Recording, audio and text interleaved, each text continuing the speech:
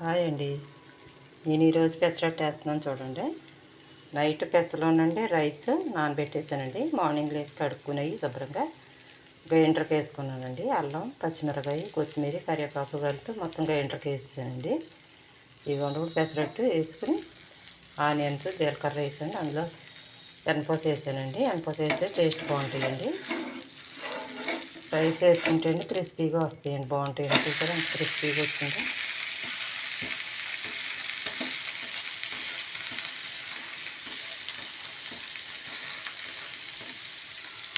Rice ఎక్కువ వేయక్కర్లేదులేండి. కొంచెం పావు పోసుకుంటే మనం టీ గ్లాసుడు సకానికి టీ గ్లాసులు వేసుకుంటే సరిపోతాయండి రైస్.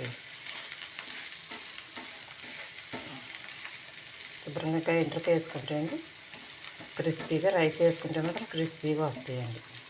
ఓకేనండి, బాయ్ అండి.